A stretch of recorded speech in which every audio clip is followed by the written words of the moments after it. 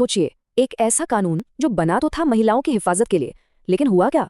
उसने अनजाने में ही एक बहुत बड़े क्रिमिनल एम्पायर को जन्म दे दिया और सैकड़ों लोगों की जान ले ली। बिहार में ये कोई कहानी नहीं है, ये एक कड़वी सच्चाई है। 2016 में शराब पर पूरी तरह से बैन लगा दिया गया था, पर सवाल ये है कि क्या इसने अपना वादा निभाया या फिर इसने एक और भी बड़े संकट को दावत दे दी।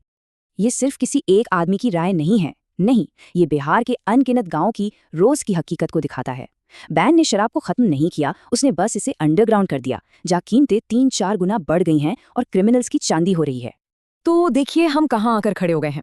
एक तरफ तो था सुरक्षा का एक नेक वादा और दूसरी तरफ है एक बेरहम हकीकत। ये सिर्फ एक पॉलिसी का फेलियर नहीं है, नहीं, ये एक ऐसी ट्रेजेडी है जो हर रोज हमारी आंखों के सामने हो रही है। तो आखिर ये सब हुआ कैसे? एक कानून जो जिंदगियां बचाने के लिए था, वो आखिर में इतनी जानें ले कैसे रहा है? चलिए इस पूरे पैराडॉक्स की परतें खोलते हैं। ये बात सच में हैरान करने वाली है। सोचिए, एक बैन जिसने पूरे समाज को हिलाकर रख दिया है, उस पर राज्य के सबसे ताकतवर नेता एकदम चुप हैं। न तो सरकार इसकी कामयाबी का दावा करती है और न ही विपक्ष इसे हटाने की मांग करता है। ये अपने आप में एक पॉलिटिकल मिस्ट्री है। अब देखते हैं कि ये सब शुरू कहां से हुआ। ये समझना बहुत जरूरी है कि ये सिर्फ एक सोशल पॉलिसी नहीं थी, इसके पीछे एक बड़ा पॉलिटिकल कैलकुलेशन था।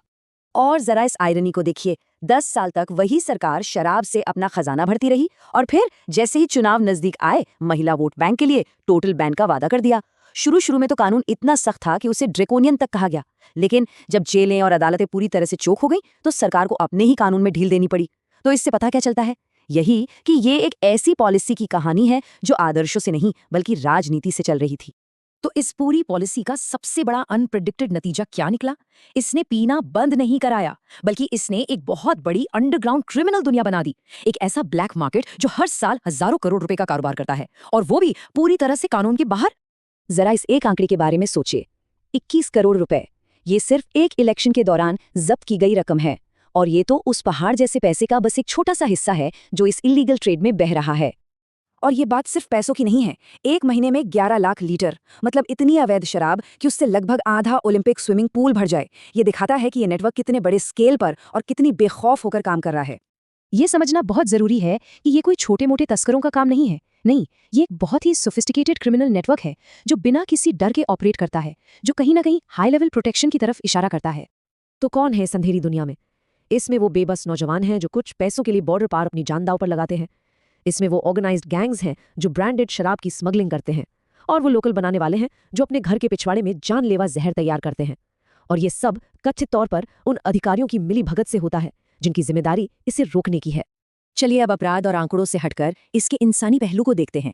इस नाकाम बैन की असली कीमत लोगों की जानें और उनके बर्बाद होते भविष्य से चुकाई जा रही है। 14 लाख गिरफ्तारियां, ये तो ऐसा है जैसे बिहार के किसी बड़े शहर की पूरी आबादी को ही गिरफ्तार कर लिया गया हो। और इन गिरफ्तारियों का बोझ कौन उठाता है? राज्य के सबसे गरीब लोग, जिनके परिवार एक छोटी सी गलती की वजह से तबाह हो जाते हैं।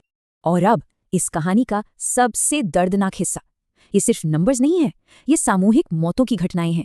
ये एक कभी ना खत्म होने वाली ट्रेजेडी है, एक खौफनाक पैटर्न जो साल दर साल खुद को दोहराता है और बेकसूर लोगों की जान लेता है। तो आखिर ये अवैध शराब इतनी जानलेवा होती क्यों है? इसका जवाब एक बहुत ही सिंपल लेकिन डरावने साइंटिफिक फैक्ट में छिपा है। इसे ऐसे समझिए, ज्यादा किक के लिए बनाने वाले अपनी शराब में जहर मिलाते हैं, जैसे इंडस्ट्रियल केमिकल। शरीर के अंदर जाते ही ये एक बेहद खतरनाक जहर में बदल जाता है जो पूरे सिस्टम को ही बंद कर देता है।